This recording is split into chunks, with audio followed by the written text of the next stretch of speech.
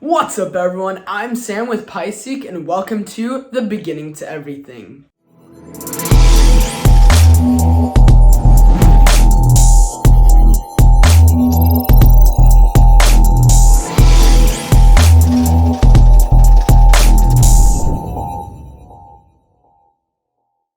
For all of you who have never met me, my name is Sam, and welcome to the first ever video on PiSeek, where today we're going to be looking at my new Raspberry Pi Model 4B, and we'll be looking on how to set it up, how it works, and what the functions are. So let's get into it.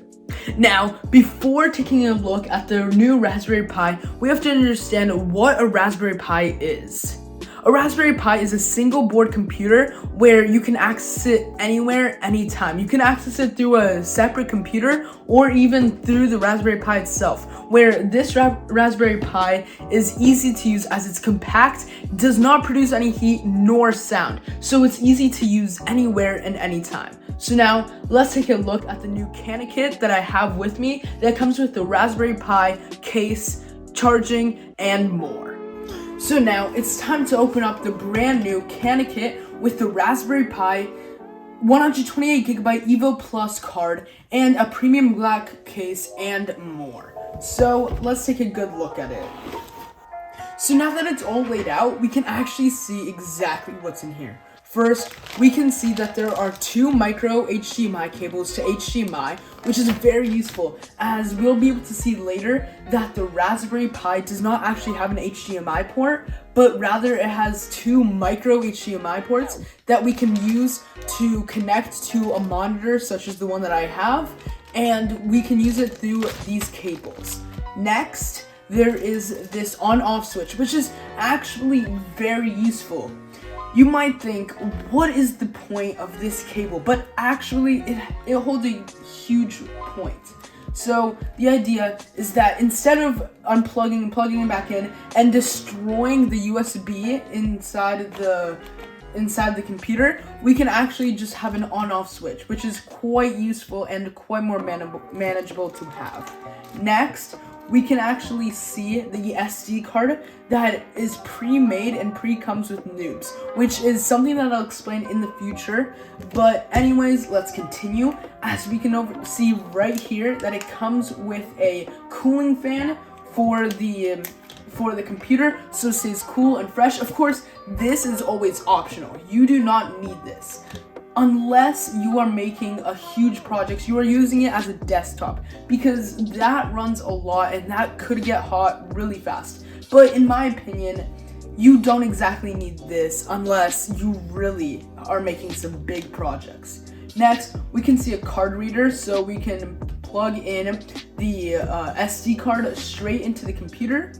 Next, we can actually see that it comes with its own case. So I haven't actually opened this, I haven't checked this out, but I'll definitely take a look at it because this looks quite interesting.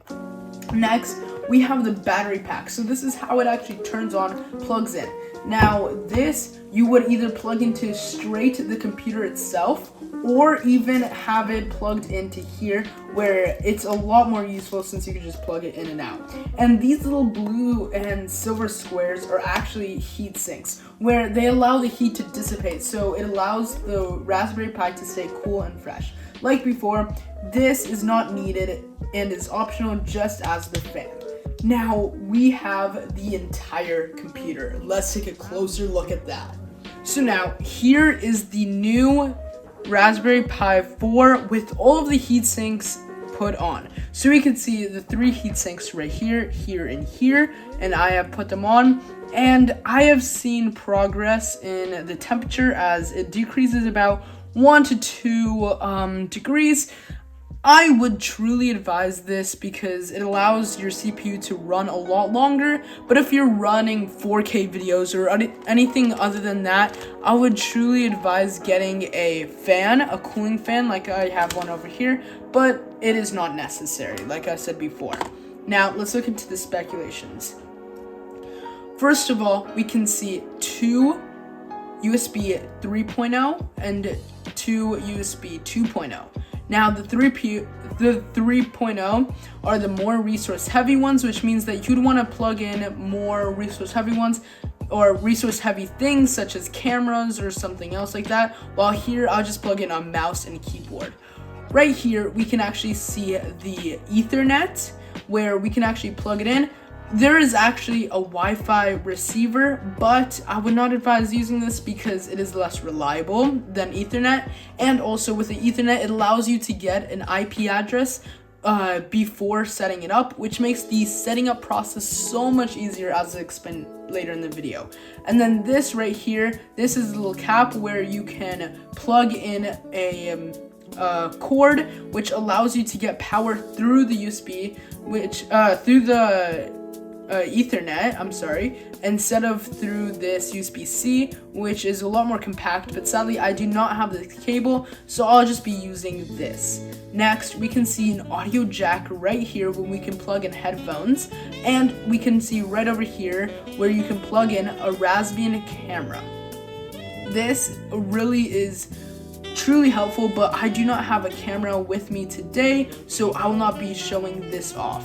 Now here we can see 2 micro HDMI ports where we can use these 2 cables that I have right over here, and we can use these 2 cables to allow us to plug in from micro HDMI to HDMI, but I only have one monitor, which means that I'll only be using one of these.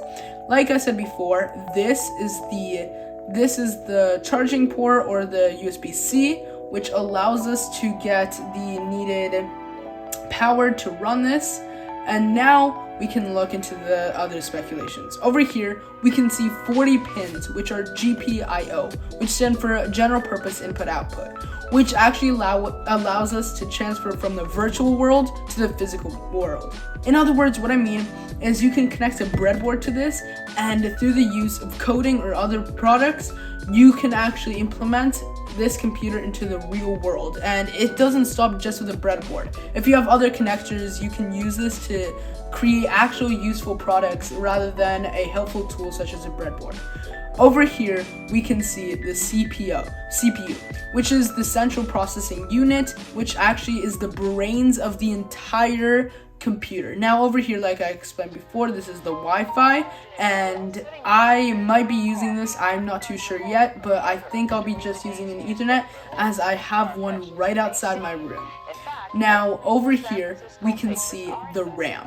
This is the RAM, and this is very useful as this allows us to get a lot of memory, and this allows us to actually be able to run.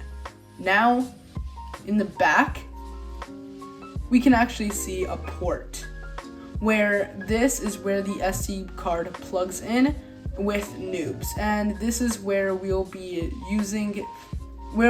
setting up everything, and this is really useful as it's a replacement for a hard drive, but I would suggest to get a hard drive. I don't have one with me, but it is very useful to get a hard drive, and you can actually plug it in through these ports over here. Now let's get on to the digital world to set this up.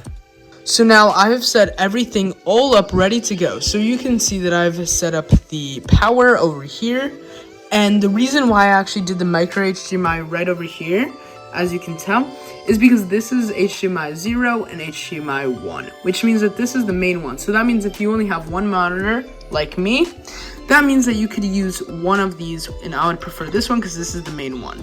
Then I actually have a Kvm switch, which means that in this is both the keyboard and mouse. So I'll put a link to this. You could buy this on Amazon, which is basically a switch where it switches the mouse, the keyboard, and the monitor from one computer to another, and this is very useful as I have 2 computers, as you can tell over here. I'm sorry about the mess, it's just because of the Raspberry Pi. And lastly, right here we can see the Ethernet cable, and now all we need is the already noobs installed SD card. So let's get into it. So now, we have the noobs SD card all set up, right over here, 128 gigabytes, and we can flip over this so very gently not to mess up any of the things, And we can see that the pins over here, they're supposed to face the back of the chip. So like this. So now we plug in the SD card and it'll only go one way, which means that the other way will not work. So here we go, it is plugged in. And now it should be almost as easy as turning on the button. But now let me switch from this computer straight into this HDMI output. So it should be showing nothing, which it is, perfect, until we click this button. And now it should boot up. We can see the light on the computer show up, and we can see that, which is perfect. Now, let's continue in to the next step. Okay, so now we are on the digital world. Now, as you can see, there are multiple OSs that we can download. And this is actually from the noobs, so actually, I truly don't need any of these, other than the first one. So let's select it, and then we can see that we can install one of them. So we'll go ahead and click on the install button right over here. And right as we see it, we can see a warning sign. You can read this if you'd like, but you can confirm because all it's saying is it'll be overwriting these noobs. And we truly, after doing this, we don't need noobs, as this is the full recommended 32-bit, which is the one that we have right now. So we'll click yes, and we will begin. Now, this may take some time, so I'll speed up this process. So let's wait till it extracts all of the files. And now we are finally done with the process of downloading Raspbian through noobs. This process was impossible, to say the least. Multiple times, this little Ethernet cable right here kept on popping out of place, which meant that I had to restart the entire process. Because of the way that noobs works, it uses the internet to gain all of the needed OSs or chosen OSs, and because it lost internet multiple times, I had to restart multiple times. Then there is a huge issue with noobs that sometimes occurs, which is the fact that it is stuck at 100% for about 5 to 10 minutes. So basically, the way to solve this, there is no way. You just have to wait it out. I can promise you, restarting the process will not help. And I learned that almost the hard way, as I was literally this close to clicking the button, and then I saw this screen pop up. It was amazing. So now, we now have this screen. And what does that mean? That means that it is successfully installed, and now it'll restart the system as I click the OK button. So, there it is, the screen went black, and it should boot up, and I'll see you guys in a bit. So now, in the first process, we'll be able to see how it slowly boots up, and if we tilt the camera a little bit up, we'll actually be able to see a little marker right up there, and as you saw, it flashed, which shows that it's beginning the process of booting up, and soon, there we go.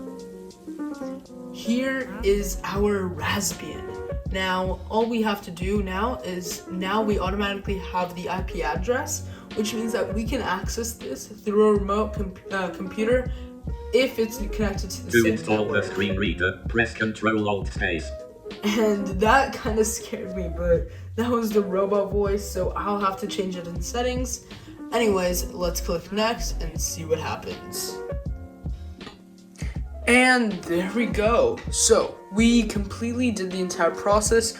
All it asked me to do really was create a password, sign into the Wi-Fi, all of that. And then it ran some updates, just to make sure everything is set up, booted up, ready. And now it's restarting.